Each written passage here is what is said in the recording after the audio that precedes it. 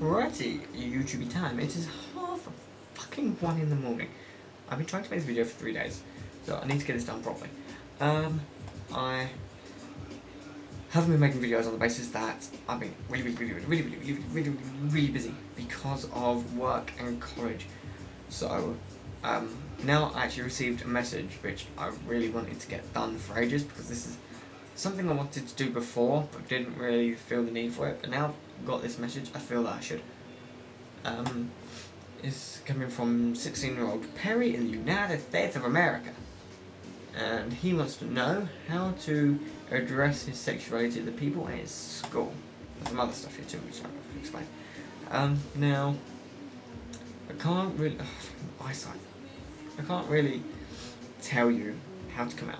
I can give you advice, tips and hints, and I'm not going to say that everything I say you should do. I'm saying things I say should give you ideas, and that you should try and find something along the lines, or you can ignore it altogether and go your own way.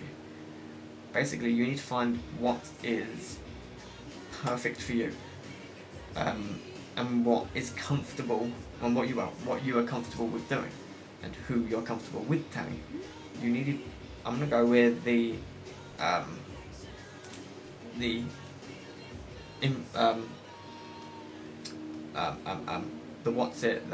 advice that many other people have said, that you should be telling somebody you can trust.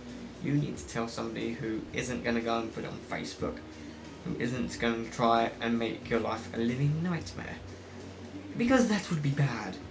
There is a student at the school I work at. He is called Dominic. He originally, after finding out I was gay, he spoke to me and wanted to know what it was like for me being out. He asked me what it's like at college with people knowing gay, and I told him the truth. I told him that it was absolutely brilliant, that we're always joking about it. I mean, we have a good laugh about it. I mean,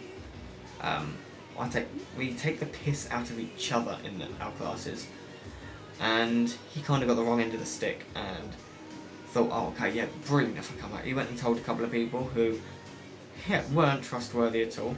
I don't even think he thought about it. He just went and told people because he thought it'd be the same situation. I thought it might bring him some more friends, it might make him popular, funny. But that was the kind of person he is. I wouldn't say he's the sharpest tool in the box. In fact, I almost punched him the other day. He pissed me off royally. Considering he's a student, I'm an employee, he was working with us on work experience.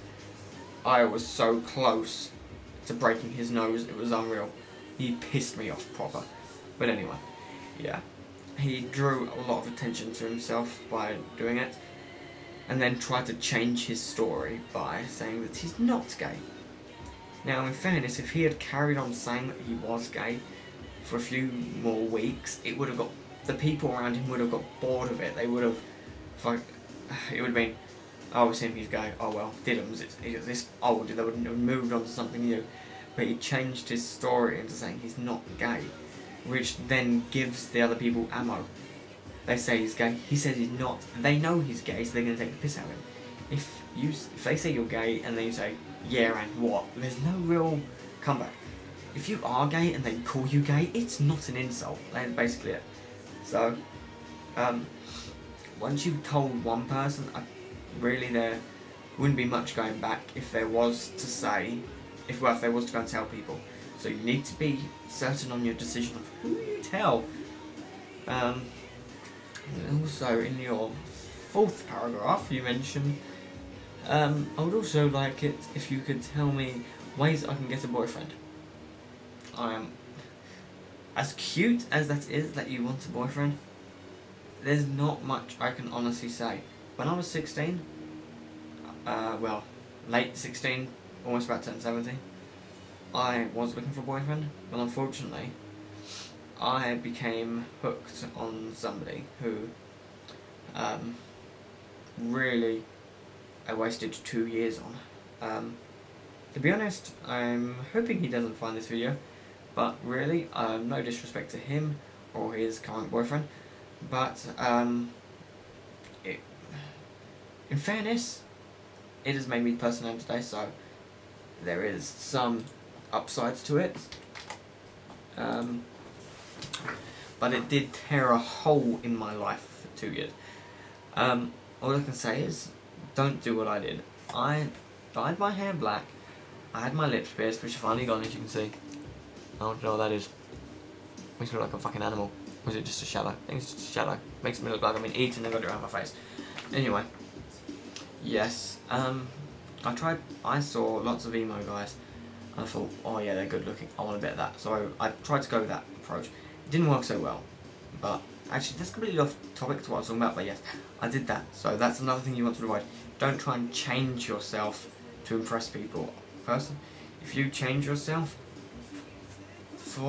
and you attract somebody who they are looking at you for the person you have changed yourself into. They're not looking at you for who you are. If you stay the person you are, that person will attract you and you will find the person for you. But going back to my original point about the person I wasted 2 years of my life on, I fell for somebody deeply. I fell apocalyptically for this person. He lives in Croydon, I live in New Endon. It's about I think it's about 4 miles away, I think, from where I live. It's about 40 minutes by public transport or 20-minute car drive. It's not far, but unfortunately over the 2 years I knew this person, I never met them. For at least 1 year I wanted to meet them. I was always, do you want to go here, meet up, to go play pool, go see a film, just want to meet up and get to know each other a bit more. That is always what I wanted to do. I wanted to meet him because I loved him. I was in love with him. But it was never the case. It was always, I've got work, I need to do this, I need to do that, I want to date myself. That's always how the story was. And when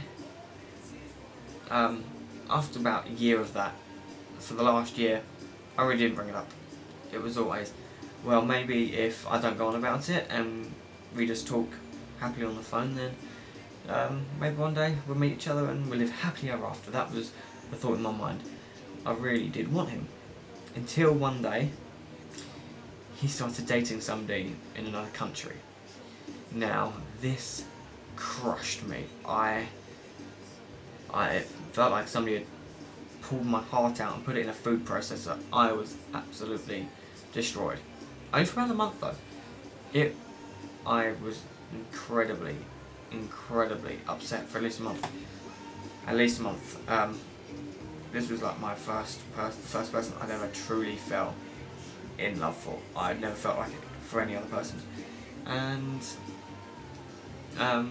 when this happened to me, after about a month, and I finally got over him. I mean, still right now, there's that little inkling in the back of my mind which says, it would have been good, but deep down I know that it never would have worked on the basis of what he was like. When I look back at it, I think, he never put in any effort, never wanted to do anything, never wanted it. I mean, mind you, he did call me. If I had credit, I would have called him. But if I didn't have credit, he would have called me. And sometimes I didn't have credit, he would call me. Yes, it was a good way to spend my evenings in bed talking on the phone. But when it came to the physical aspect of wanting to be with each other, no, it wouldn't have worked. And I'm actually now glad nothing happened. It has made me the person I am today. It has taught me some things, and I've learned things from other people. But the main moral of the story, the main thing I'm trying to get at here, during those 2 years, I focused on him. Countless people who I knew, who I still know now, who cared for me, who liked me, I didn't pay any attention to them.